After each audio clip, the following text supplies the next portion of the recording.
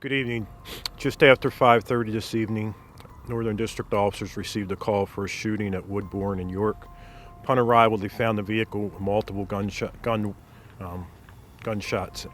that had fired into the vehicle. Unfortunately, a young lady was deceased on the scene. Two other victims were taken to area hospitals, an adult male and a young lady about 11 years old. Both of those are being treated at a local hospital. We're looking, if anyone knows anything or seen anything, please call 866-7-LOCK-UP.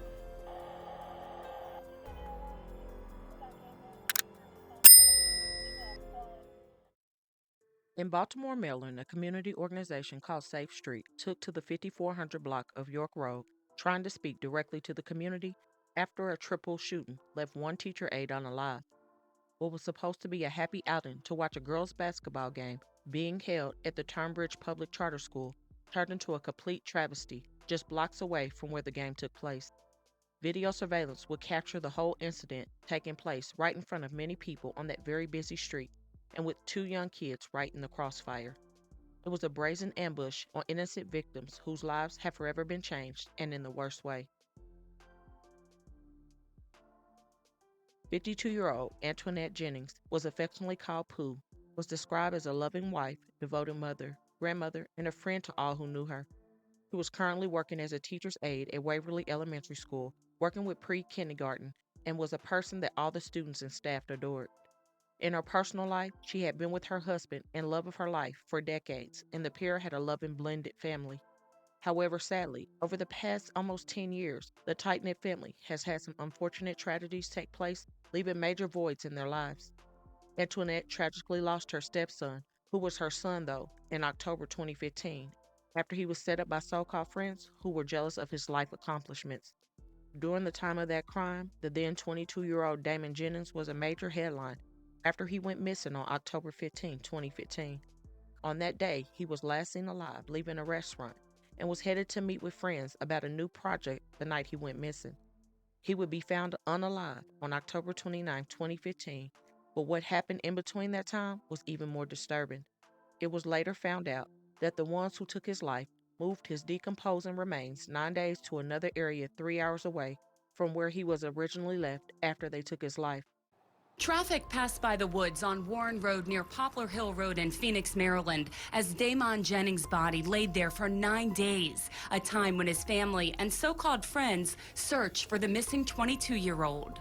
It was out of envy and jealousy that they wasn't getting the same attention he was getting. Jennings' great uncle talked to us about his nephew, who he describes as a church-going man with a passion for fashion. Maryland State Police say the three suspects worked with him in an event promotions business. Charging documents say Jennings' body was taken from Phoenix and dumped in Somerset County on the Eastern Shore, where a receipt for a wire transfer with the name and address of Kevin Nixon was at the crime scene. Nixon told investigators that Carol asked him to stop his car on Warren Road. He got out, and several minutes later, Jennings met him at the back of the car. Nixon heard Jennings yell and then watched Carol stab him in the chest, neck, and finally the head. Nixon and Carol then moved the body to a wooded area. 9 days later, on October 25th, Nixon said Jasmine Morton went back to the scene with him to move the body to Somerset County. And the family's sickened behind it. But we get through it. You know, we are a faith-based church, and in my family, we believe in God. Then in June 2022, Antoinette lost her son-in-law, her only daughter's loving husband, after he was found shot in his car on June 5th. A then 31-year-old Denard Hunt was a hard-working man that had been with Antoinette's now 33-year-old daughter since high school. The couple had just celebrated 5 years of marriage just the day before he lost his life. It was and still is a heavy blow for the 33-year-old that I will refer to as E.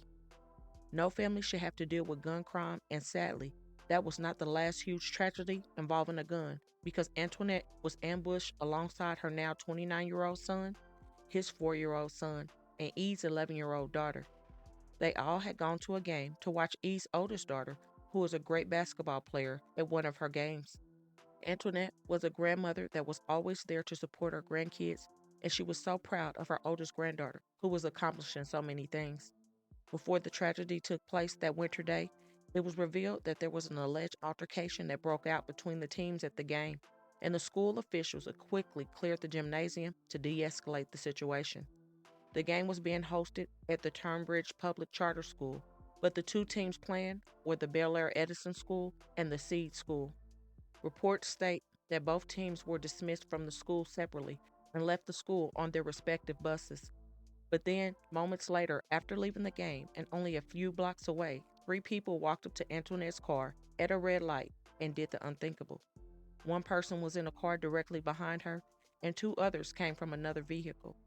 In that video, they intentionally targeted her car with kids inside and obviously did not care who lost their life.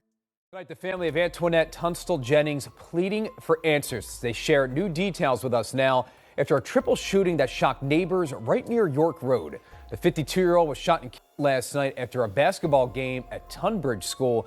It's a story we first brought to you last night. It's breaking news at 11, and we have learned more about the other victims involved in this shooting. As the family tells us, 5 people were in the car at the time. 2 of Antoinette's kids, including her son, who was shot and is now out of surgery tonight. 2 of her grandkids as well, both grazed by bullets.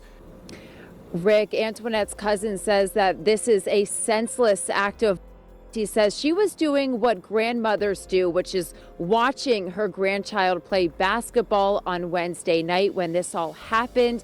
He says that he's now calling for whoever did this to come forward. The life. She was the life of the party. Christopher Swain says the pain of losing his cousin, Antoinette Tunstall-Jennings, is still fresh. Swain says Jennings was at her grandchild's basketball game at Tunbridge School Wednesday night when a fight broke out in the gym. 30 minutes later, surveillance video shows Jennings at a stoplight 5 blocks away when 2 people approached her car and opened fire. It stemmed from a fight from a basketball game. A game. It's a hard pill to swallow. It feels like a dream.